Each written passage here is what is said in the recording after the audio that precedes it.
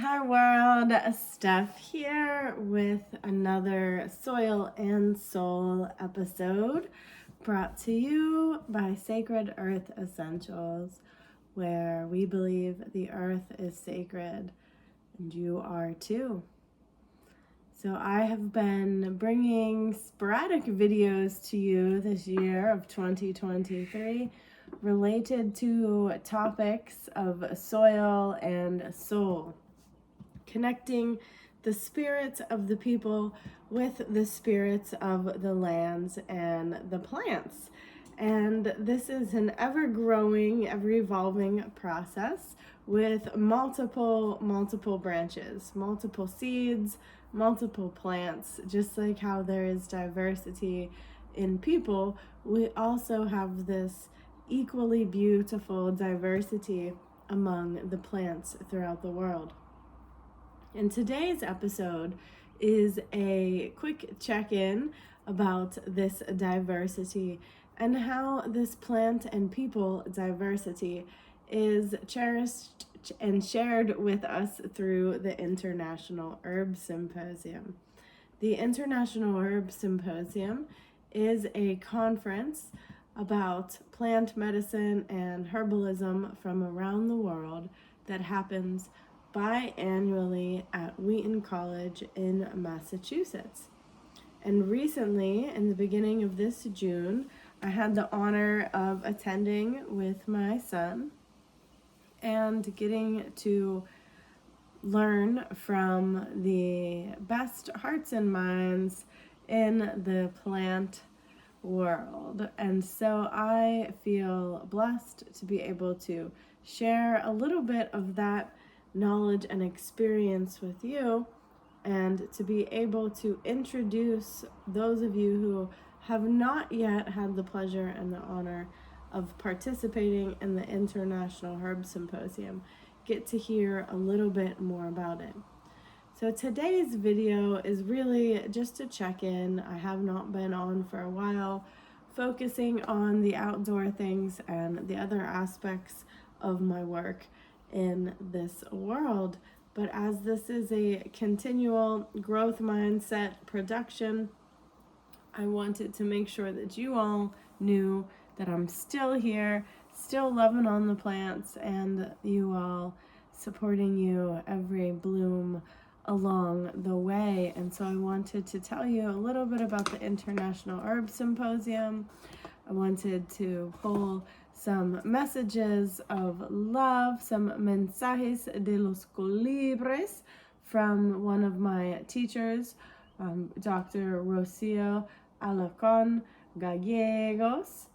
And ella es de Ecuador. She's from Ecuador, and she is one of my favorite and most renowned international teachers of plant medicine. Both the physical, psychopharmaceutical aspects of medicine, as well as the ancient teachings of her grannies and of the colibres, the hummingbirds themselves. At the International Herb Symposium, she did a special workshop on the medicine and the spirit of the hummingbirds. I have learned from her teaching this, not in person yet in Ecuador, however in person at the herb symposiums, as well as through online webinars.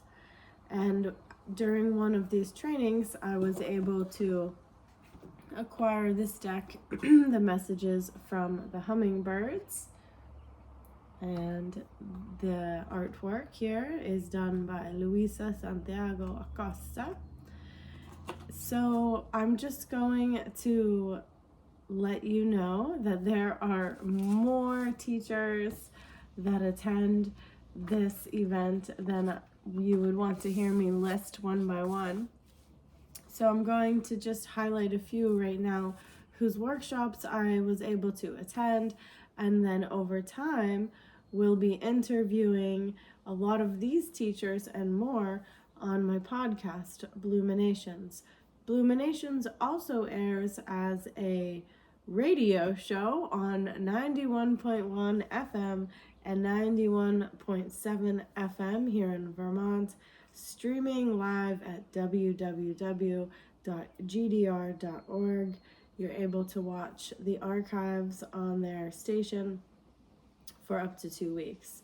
And so on Bluminations, which is a branch of my work here at Sacred Earth Essentials, we cultivate consciousness, compassion, and community through nature, music, conversation, innovation, and human rights. So we weave these subjects together as I share with you information about these topics and how we can cultivate a healthier planet for all that allows us to bloom into our best selves. And through these conversations, I have the honor of bringing to you interviews with renowned hearts, minds, and souls from around the world. And it's going to get interesting. So you can find these podcasts and these interviews, again, www.gdr.org, archived for 2 weeks, and also they will be uploaded to the podcast on Spotify Radio and iHeartRadio Bluminations. Anything that I'll be doing video-wise will also be posted here on Sacred Earth Essentials and Bluminations. As I do this work, I'm bringing together multiple different healing modalities and traditions from around the world. Many of the topics that I cover will be for 18 and over or 21 and over groups, and if this is the case on the topic, I will let you know in the beginning of the video or the interview. I also work with kids. I'm also a kids counselor, both clinically as well as in the schools. And although some people are still learning how one can be interested in sacred plant medicines, some of the stronger ones that also have psychedelic or entheogenic or other properties, such as THC, for example, how someone who works with children can also be involved in this type of work. And there are many answers for this. One answer from my personal experience is that these plants, these medicines, are older than us as humans. They've been around a lot longer.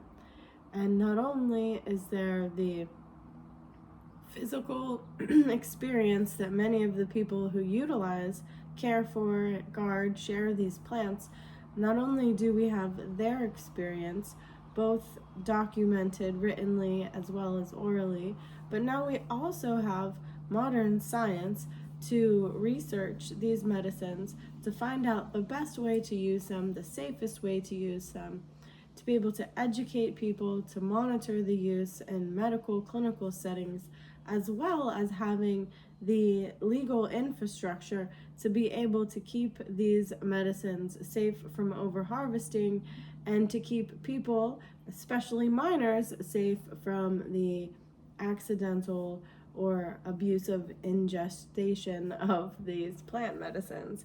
And so with proper education and care, we're able to learn about how to honor these sacred medicines, honor these sacred plants from around the world, many of which, not all healing plants are psychedelic. There are many very, very strong plant medicines that are not psychedelic and that are legal. And as someone who grew up in a middle-class suburban area outside of Pittsburgh, Pennsylvania, I was able to see, both sides of the coin, I suppose you could say, from what it feels like and is like for many growing up in poverty, affected by things like racism, classism, and sexism, as well as being able to see people on that upper echelon of the society, growing up with things like white privilege, for example, or other types of monetary and financial benefit. My whole life, I've been a strong advocate for the phrase, money can't buy love, and it still rings true. The older I get, the more it rings true. However, I've also learned that money can also buy us stability. It can give us the ability to help care for more people.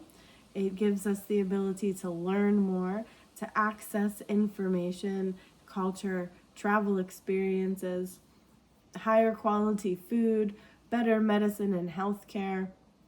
And as Ian Levensant puts it, money, my own natural energy yield, we can also use our relationship with money as a tool for healing and being able to see how money represents energy and what the deeper value of energy is and what the word value means in and of itself, and how we can apply our understanding of the word value and what is value to how we take care of ourselves, others, and the planet. Sacred Earth Essentials. The earth is sacred, and you are too. The earth is valuable, worthy of respect and reverence, and you are too. And so the International Herb Symposium is one place where us earth-loving, plant-loving professionals get to come together in balance and harmony to share our love of the plants, of the earth, and of each other. And in vibrational healing medicine, this is so essential to our own hearts, our own human, natural creature need for love and belonging, this ancient need of having a tribe and a community. It helps to heal our hearts on that energetic level, the very subtle levels that creatures like hummingbirds and flowers can feel, bees, children, pets, for example. And although I still am going to shuffle this deck, I wanted to show this to you. This particular hummingbird card that we have here from Dr. Rocio is Valentia y Coraje, bravery and courage. And so these people who come together, and the hummingbird that is on this card, Ocreatus underwoodi, hopefully I pronounced that correctly, and on the back, Beliocorrea, the plant we have here, helping to imbue us with this sense of bravery and courage, that feeling in our heart. And I want to give credit and show respect to all of the brave and courageous souls who have embarked upon the journey of loving plant medicine and learning plant medicine, and the responsibility and gift of sharing this knowledge with others and this healing power. And I say this, as I say this, I begin to well up with tears and love from my own experience, coming from a very conservative, mainstream, fast food eating, mix of white and blue collar family that, didn't believe in natural medicine, that did not pay attention to things like nutritional healing or using herbs in tea and tincture format for healing, for example. And so living and growing up in that kind of environment, and I share this information with anyone who's listening with the world because I want to help those of you, women, men, whatever particular gender you choose to identify as isn't the point right here.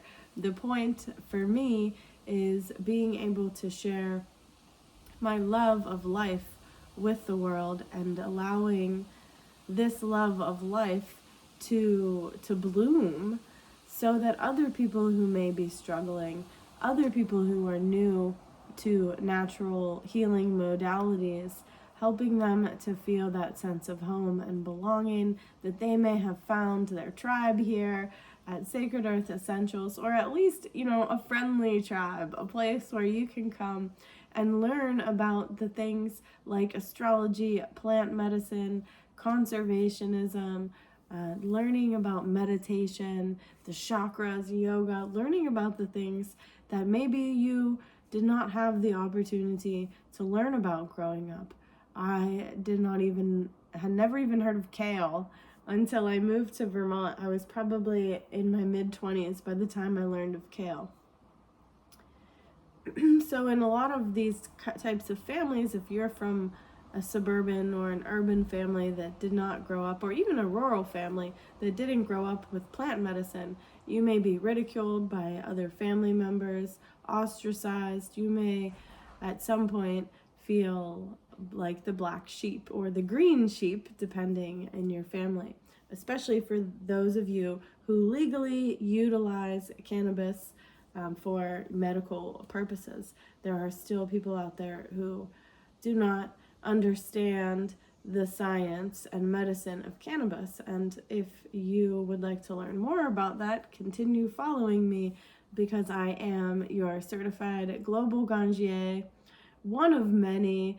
And I also, in addition to my other education and personal experience, also have completed the official certificate of the science and medicine of cannabis from the University of Vermont up here in the Northeast Kingdom, the northeastern corner of the United States, and particularly where I am at on what is unceded land of the Abenaki peoples, and Nadakini is her name, wanting to give credit to the indigenous people of this land.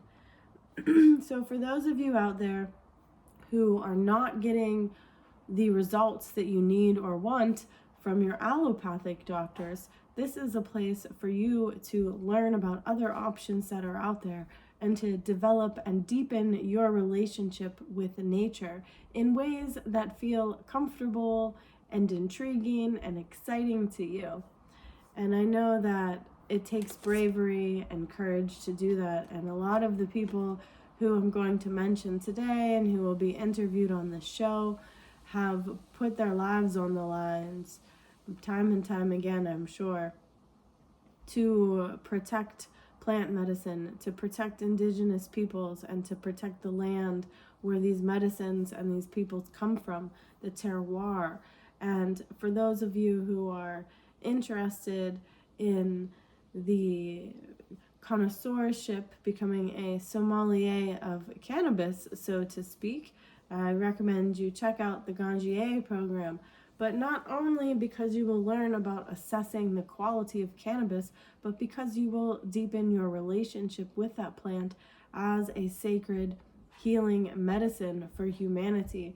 It is a food, it is a medicine, it is used as fabric, it is used as paper, it has used as hempcrete. And so a big part of my mission here at Sacred Earth Essentials, with Bluminations and with my private practice, Wild Wellness, is to be able to offer a holistic array of healing services and information to the public, where you get to come here and choose from the menu of things that I and others who I have the honor of showcasing and highlighting on my various social media channels.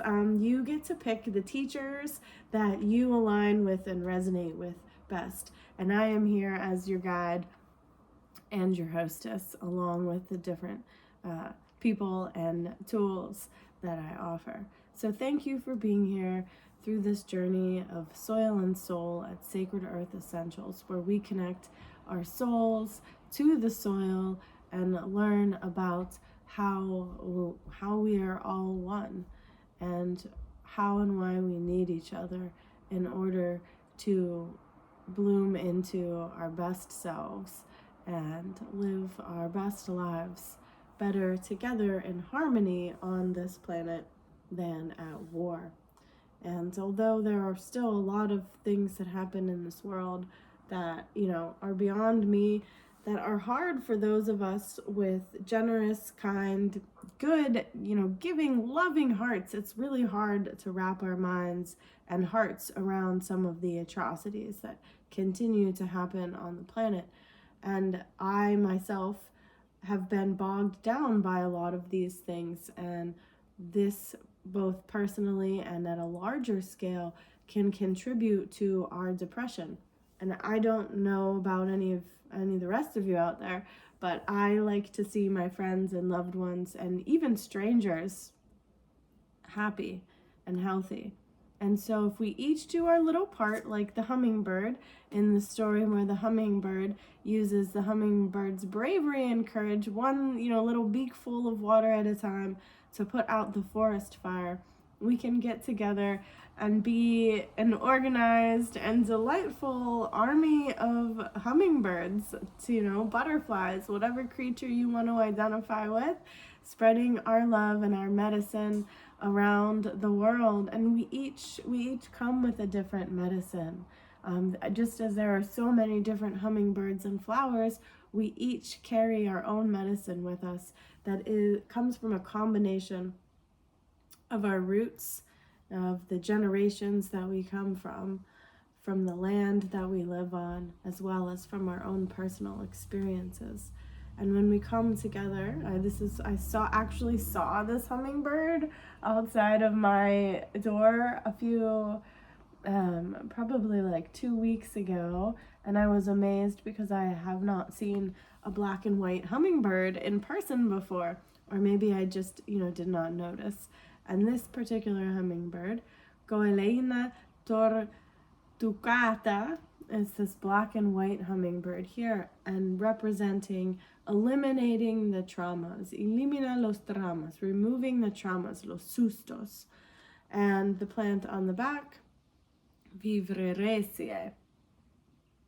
So combining the plant medicine with the spiritual lessons that we can learn from the other life around us, helping us to be brave and courageous, to eliminate the traumas of ourselves and others. And some people, I've heard it said, you don't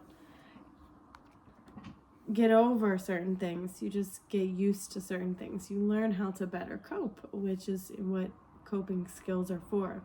And for some of us, we need more than what a traditional psychologist may be able to offer us in the form of talk therapy or in the form of pills.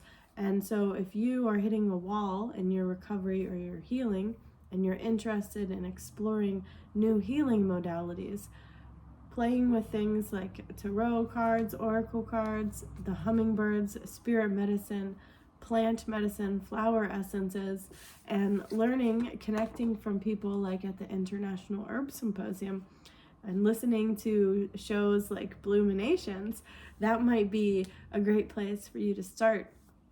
And through these avenues, through these channels, you may be then connected to a person, a place, an element, or a medicine that does work for you.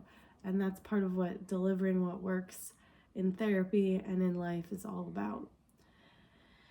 So that's a little example there. If you have not seen me use Rocio's Mensajes de los Colibres before, and I have 2 guests coming up here from the International Herb Symposium, and one of those guests will be Dr. Jonathan Miller-Weisberger, or Weisberger if you pronounce your W's like V's, and he currently, I believe, lives in Costa Rica, and also has organizations such as Ocean Forest that will be providing retreats this upcoming November, and I believe in January.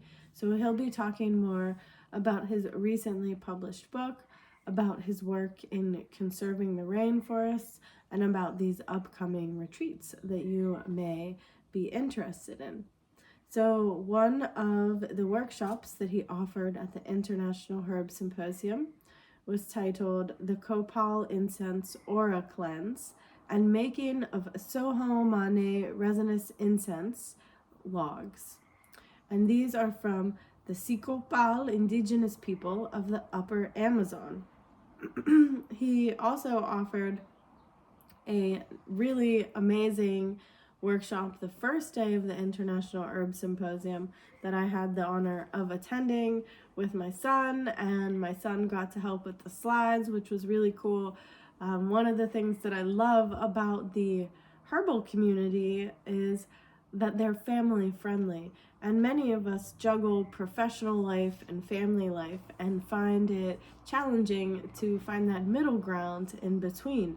And the International Herb Symposium is my favorite place. It feels like coming home, which is a phrase that I've also heard many other people use, including Rosemary Gladstar. It is like coming home to a family reunion that you want to actually go to, which is a beautiful thing. And every time I go, I get to see old friends and make new ones. Friends and family for a lifetime, your chosen family. And so this workshop that we attended was called Incense, Resin, Mucilage, and Oil-Bearing Trees of the Neotropics, again by Jonathan Miller Weisberger, who will be on the radio show Bluminations soon. And another special guest that I had the honor of helping at the International Herb Symposium, we've become great friends through this World Wide Web, is my friend Saad Khan, and he is of the Indus Valley Sustainable Rose Project, and he was able to come all the way from Pakistan to provide us with his knowledge and his family's ancient wisdom that they hold of, I would call them the rose keepers in a way. And this is the place in the world where the oldest roses are found. I also, of course, attended a workshop with Rosemary, and I can never get enough of Rosemary, and neither can my 11-year-old son, who was absolutely elated to get to spend time with someone of her heart and caliber, bar none. I don't think I've ever met anyone like Rosemary before, and I don't think that I ever will again. And so part of the traditions, these indigenous traditions, is honoring your elders, honoring your teachers, giving thanks, and naming those who you've learned from, that you are part of their lineage. And maybe even more importantly, depending on who you ask, sharing this knowledge and wisdom with the rest of the world, passing that torch, because the point of this wisdom is not to just keep it to ourselves, it's to share it, because there are millions of other people out there in the world that are struggling and suffering. And for me personally, I don't know for sure, have the answers of exactly what happens to us when we pass on. We could have other conversations about that. But one thing I do know for sure is that while I'm here, I would like to make the best of it for myself and others. And so finding my joy, finding where I feel safe and comfortable and at home, where I feel loved and appreciated, seen and heard and welcome.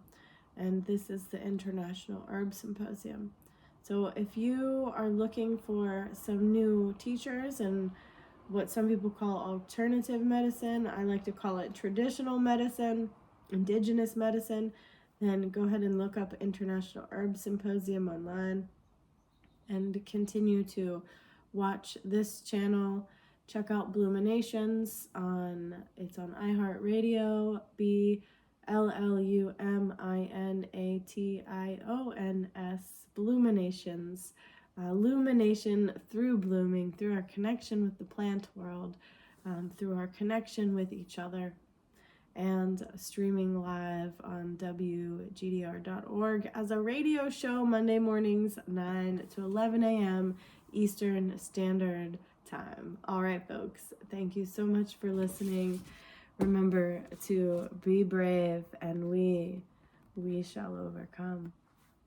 All right, folks, and don't forget, as always, be at peace and be a blessing.